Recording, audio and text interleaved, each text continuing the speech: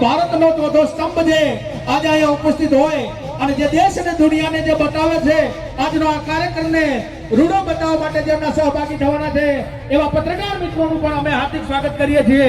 અહીંયા જે પોલીસ પ્રશાસન ફરજ બજાવી રહ્યું છે તેમનો પણ ખૂબ ખૂબ આભાર। અહીંયા અમારી પાટણની ઢીંગી ધરા પર પધાર્યા છે અમારા દાસ બાપુ જે સંત શિરોમણી છે એમનો પણ અહીંયા વધામણા કરીએ છીએ। પધારો પધારો।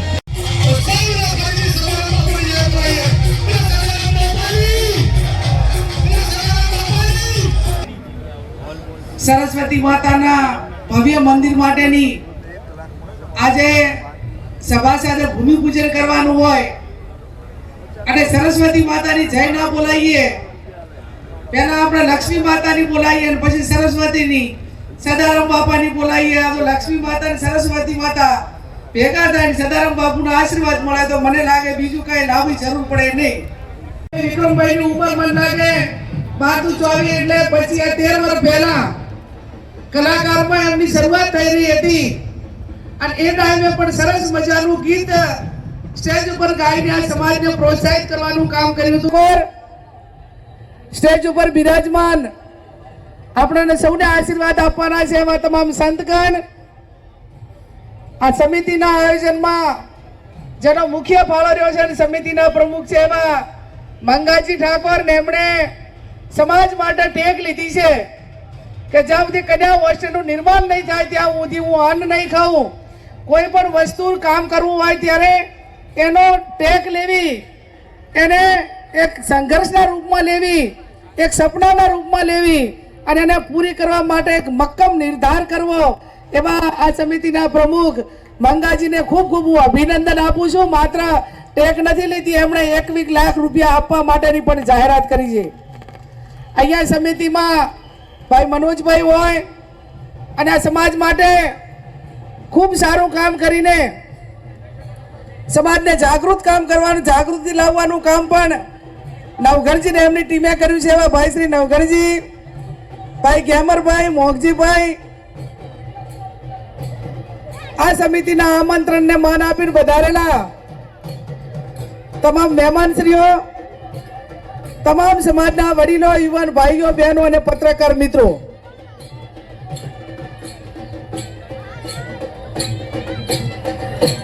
મહેમાનોનું આગમન જ્યારે સ્ટેજ ઉપર થઈ રહ્યું હોય ત્યારે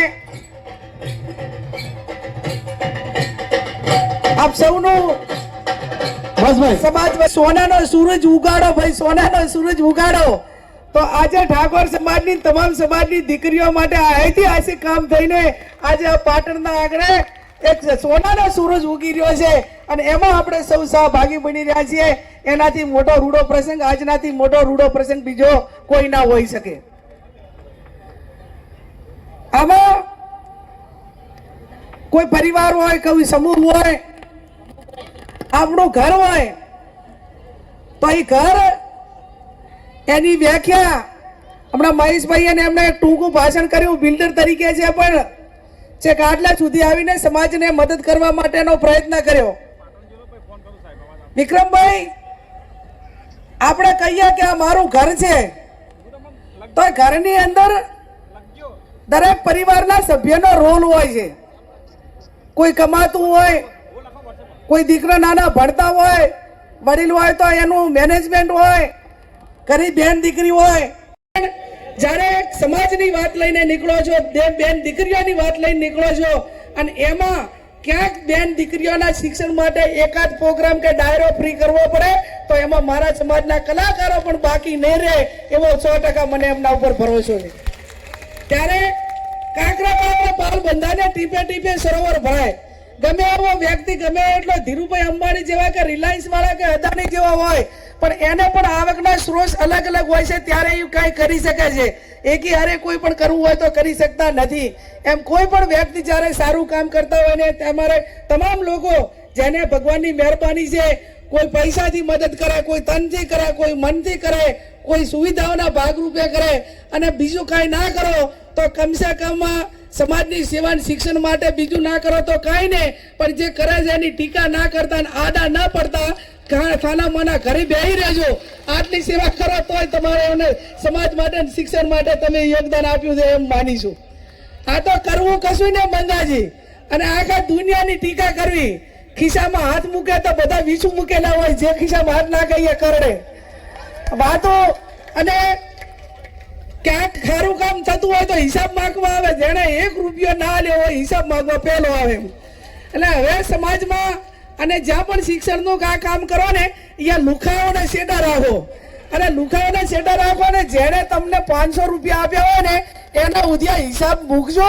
એટલે એને પોતાને એમ થાય કે મારા ઉધી મને જે મેં યોગદાન આપ્યું, મેં મદદ કરી, એનો હિસાબ મને મળ્યો છે. અને લુકાઓ છે ને ખાલી આડા રોડ જ નાખવો છે, એને જાહેર સ્ટેજ ઉપર આમંત્રણ નહીં આપો ને તો એ સમાજને ખોટું નહીં લાગે અને તમને ભગવાનની કામોની અંદર સફળતા આપશે. ત્યારે આ સરસ મજાના કામમાં ભગવાનના આશીર્વાદ તમારી સાથે છે. અને હર હંમેશા જે ખાલી વાતો કરવાથી કોઈ પણ વસ્તુ ના થાય, આમાં સપનાના પહાડ ના ખડકાય. સપનું થોડા ઘણું હકીકતમાં પરિવર્તિત થવાનું હોય ને તો પછી એવા સપના જાહેરમાં મૂકવા. આમ તો આપણે ઓલે મોગલી રાતના હસીને સપના જોઈએ ને, એટલે માનવ જાતના મગજમાં શિખર એના મેડિકલ રીતે એટલા અસંખ્ય વિચારો આવે છે રોજે રોજ. 24 કલાકની અંદર અસંખ્ય વિચારો આવે. એમાં કોઈ નેગેટિવ આવે, કોઈ પોઝિટિવ આવે, કોઈ ગપ્પાના આવે, કોઈને પાડી દેવાના આવે, કોઈને ઊભા કરવાના આવે. પણ એ વિચારો આપણે બધા આમ જાહેર પ્રજામાં શેર નથી કરી શકતા. એ પ્રજામાં જેટલું કાંઈ શેર કરવાનું જાહેર સ્ટેજ ઉપર હોય તો એ સપના આપણે પુરવાર કરવાની તાકાત હોય એટલું જ આપણે કરી શકતા હોઈએ છીએ. એટલે આ નવઘણજીને એમણે ટૂંકા સમયની અંદર આ કાર્ય કરી બતાવ્યું છે. મારે કોઈ વ્યક્તિ ઉપર કે કોઈ એના ઉપર કે ઓલું નથી મુકાય ક્યાંથી મનોજભાઈ, પણ આપણે યુનિવર્સિટીના સપના જોઈએ કે ભાઈ હું તો યુનિવર્સિટી બનાવું. હું જ્ઞાનીબેન જાહેરાત કરી દઉં, હું જ્ઞાનીબેન ઠાકોર જાહેરાત કરું કે ભાઈ પાટણની અંદર હું યુનિવર્સિટી બનાવીશ. પણ પાટણની જમીનના ભાવ શું છે, યુનિવર્સિટીની જમીનની મર્યાદા કેટલી હોય, એનું સ્ટ્રક્ચર બનાવવા માટે કેટલા પૈસા જોઈએ અને એના માટે કેટલી મહેનત જોઈએ. આ તો ખાલી મેં વાત આવી ગયું મનમાં અને તારી ઉપડાવવા માટે હું અહીં તારે બોલીને જતી રહું તો પછી કદાચ એ સપનું એ ગપુર્યું 12 મહિના ટકે, 2 વાર ટકે, પણ એ કેટલી વાર ટકે? એને તમે આખોથી એનું એક સપનું તમે એની વાતો કરો તો હવે કોઈ લોકોને વાતોમાં રસ રહ્યો નથી. હું તો એમ કહું છું કે શરૂઆત કરો તો બાલ મંદિરથી કરો, પણ બાલ મંદિર બનાવો. જેટલું કોઈ એટલું કરો. આજે ભલે આપણે અત્યારે એમને કીધું કે 8 કે 9 મહિના કે 18 કે 20 મહિનામાં કરશું, પણ તમે 3 કે 4 વર્ષમાં કરશો ને તો સમાજ એટલો બધો શિક્ષણ માટે એમને ભૂખશે અને એટલા બધું ગપ્પા આપણે સહન કરેલું છે કે 5-4 વર્ષની મુદત આપવામાં કઈ સમાજને કોઈને કઈ વાંધો નથી. ત્યારે ગઈ સાલે મારા સન્માન કાર્યક્રમમાં બધા તમે હાજર છો, હાજર હતા. અહીંયા પાટણ જ ઉમેદજી કાર્યક્રમ રાખ્યો હતો અને એ ટાઈમે આમ તો ચૂંટણી જીત્યા પછીનું રાખ્યું હતું. અને ભાઈ ચંદનદીન બળદેવજીને એમણે બાબાભાઈ 11 લાખ રૂપિયા મામેરાના આલ્યા. કીધું હવે ચૂંટણી પતી ગઈ, સમાજે આશીર્વાદ આપ્યા, લોકોએ આશીર્વાદ આપ્યા અને હવે આખો દાડો આપણે પૈસા ઉપર લગાવ રાખવો અને આપણે સમાજને કઈ યોગદાન ના આપવું. કીધું આ મારા 11 લાખ રૂપિયા હું કન્યા હોસ્ટેલની અંદર એ કન્યા હોસ્ટેલના નિર્માણ માટે આપું છું. અને મારી યથાશક્તિ મારી પાસે કઈ બાબાભાઈ જેવી એવડી મોટી ઓલી નથી, પણ મને જે કોઈક 2000 રૂપિયા હાલે તો હવે મેં એવું નક્કી કર્યું છે કે આ શિક્ષણની અંદર આપી દેવા. અને મેં મારી રીતે જેમ મંગાભાઈએ જેમ એમને એક એવો કોલ નક્કી કર્યો, એમને એક એવું નક્કી કર્યું કે ભાઈ મારે શિક્ષણ માટે કરીને આ સંઘર્ષ કરીને આ સંઘર્ષનો રસ્તો અપનાવવો છે. એમ જ્યાં જ્યાં લગભગ 30 વર્ષથી હું બાબાભાઈ આ સમાજના શિક્ષણ માટેની વાત કરું છું. અને એટલી વાતો નથી, અમે કાંકરેજની અંદર હોસ્ટેલ બનાવી, અમે બાબરની અંદર હોસ્ટેલ બનાવી, અમે દિયોદરની અંદર હોસ્ટેલ બનાવી અને 3-4 હોસ્ટેલો તો અત્યારે દીકરીઓને ભણાવવા માટેની ચાલુ થઈ ગઈ. ધારાસભ્ય થયા પછી પણ બાબર મુકામે ગ્રાન્ટેડ કન્યા હોસ્ટેલ ને હાઈસ્કૂલ 9 થી 12 ની હાઈસ્કૂલ અને હોસ્ટેલ એ અલગથી બનાવી. દીકરાઓને ભણવા માટેનું પણ અલગથી બનાવ્યું. એ હાઈસ્કૂલ ને હોસ્ટેલ 2 ગ્રાન્ટેબલ. એટલે મારો કહેવાનો અર્થ એટલો છે કે મારે સમાજ માટે કરવું છે. આપણે જ્યારે ટિકિટ લેવા તમામ પક્ષોમાં જઈએ ત્યારે તેટણે એવો દાવો કરીએ મનોજભાઈ કે મારો સમાજ આટલો છે એટલે મને ટિકિટ મળવી જોઈએ. હા ભાઈ તમારો સમાજ એટલો ને તમને ટિકિટ મળી, પણ તમે 5 વાર ધારાસભ્ય રહ્યા, સંસદ સભ્ય રહ્યા, જિલ્લામાં રહ્યા, તાલુકામાં રહ્યા, તો સમાજના નામે ચૂંટણા તમે 5 વર્ષમાં સમાજ માટે શું કર્યું એ હવે હિસાબ માંગવા માટેનો સમય આવી ગયો છે. અને કોઈ પણ આગેવાનો પાસે તમે હિસાબ જ ના માંગો અને આખો દાડો નામ વટાઈને વ્યક્તિ સ્વાર્થ એ હોઈ શકે, પણ ક્યાંક પરોપકારી કે સમાજ માટે પણ કામ કરવું જરૂરી છે. જેટલું કરવાનું થતું હોય એટલું વાસ્તવિકતા અને ગંભીરતા વાળું કામ થાય. એ મેં અગાઉ કીધું એમાં વર્તમાન સમયની માંગ છે. દીકરીઓની હોસ્ટેલ માટે જેટલા અભિનંદન આલું એટલા ઓછા પડે, એટલા માટે કે એક તો દીકરી જ્યાં હોસ્ટેલમાં રહીને બહાર નીકળીએ અને પછી એમ કહીએ કે સોનાનો સૂટ જુગાડો સમય કોઈની રાહ જોતો નથી. એમ નવઘણજીને એમના સમગ્ર ટીમે એક આ ઐતિહાસિક કાર્ય કર્યું છે. સદારામ બાપુને પ્રાર્થના કરું, બાપાના નામથી હોસ્ટેલનું નિર્માણ થઈ રહ્યું છે. દાતાઓને પણ હું ખૂબ ખૂબ અભિનંદન આપું છું કે તમે એક એવું દાન આપ્યું છે.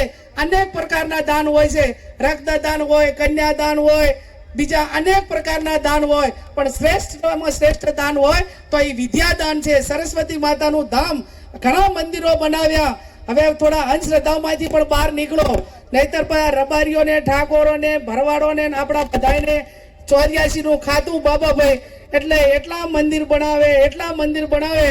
મેં તો એવો સંકલ્પ લઈ લીધો છે કે ના છૂટકે કોઈ પ્રતિષ્ઠામાં હાજરી આલવી પડે તો અહીંયા 1100 રૂપિયાથી વધારે નહીં આપવાનું, અને શિક્ષણનું કામ થાય તો 11,000 થી શરૂઆત કરવાની, અને વર્તમાન જેટલી કેપેસિટી હોય એટલી. અને આ પ્રમાણે તમે રાજકીય આગેવાનો એને નહીં કરો. અંધશ્રદ્ધાને હું એમ કોઈ ધર્મની વિરોધી નથી, કોઈ માતાઓની વિરોધી નથી, કોઈ દેવી દેવતાઓની વિરોધી નથી, પણ એટલું ચોક્કસથી કહીશ કે જ્યાં સરસ્વતી માતાનું આપણા બાળકો હજી અભણ હોય, આપણે એમને પૂરી વ્યવસ્થા નહીં આપી શકતા હોઈએ, અને ગામડે તમે જુઓ ને તો એટલા મંદિરો બધા વૈભવ, ખાલી પ્રતિષ્ઠા હોય ને એટલા દાડા ચડાવો બોલવાનો, અને 2 મહિના પછી મંદિરની અંદર પૂજા કરવા, અગરબત્તી કરવા વાળું કોઈ હોતું નથી. એટલે માત્ર એના ઓલા માટે કરીને લાખો કરોડો રૂપિયા એક આપણા પરસેવાના કે આપણે એવી કોઈ 2 નંબરની આવક નથી, મજૂરીના પૈસા આપણે અંધશ્રદ્ધામાં વધારે પડતા નાખીએ છીએ, અને એના કારણે આપણા બાળકો એ જે સારો અભ્યાસ કરવાનો હોય, ઉચ્ચ શિક્ષણ મેળવવા એ વ્યવસ્થાઓનો અભાવે ક્યાંક ને ક્યાંક બાકી રહી જાય છે. એટલે આ સ્થિતિનું નિર્માણ ન થાય એના માટે કરીને પહેલું સરસ્વતી માતાનું મંદિર બનાવો, અને જે દેવને માનતા હોય એ દેવને 50 રૂપિયાની છબી પાટણમાં મળે છે, અહીંયા દીવાબત્તી કરી દો ને શ્રદ્ધા રાખજો તો તમારી એમના ઉપર કૃપા થવાની છે. અહીંયા હું પણ મનોજભાઈ 5 લાખ રૂપિયા સંસદ સભ્યની ગ્રાન્ટમાંથી આ હોસ્ટેલના નિર્માણ માટે કરીને જે અમારી રીતે ગાઈડલાઈન પ્રમાણે જે ટ્રસ્ટ બનાવ્યું છે એ ટ્રસ્ટમાં જ્યારે તમે આનું કામ ચાલુ કરશો એ ટાઈમે શક્ય હશે વહેલો પ્રોસેસ કરી અને તમારું કામ પૂરું થાય એ પહેલા 5 લાખ રૂપિયાની ગ્રાન્ટ આ સંસ્થાને મળે એ માટે કરીને હું જાહેરાત કરું છું. અહીંયા મને બોલાવી 2 શબ્દ બોલવાની તક આપી એ બદલ સૌ આયોજકોનો હૃદયપૂર્વક આભાર માનું. આભાર. સંઘ સદારામ સમિતિ વતીથી આપણે ખૂબ ખૂબ સ્વાગત કરીએ છીએ એસવી હિન્દુસ્તાનીને. ભાઈ એસવી હિન્દુસ્તાનીની ટીમના લોકો જ આપણે ઉપર આવશે, બાકીના લોકો આપણે ઉપર નહીં આવીએ. ભાઈ હવે બંધ કરો 2 મિનિટ.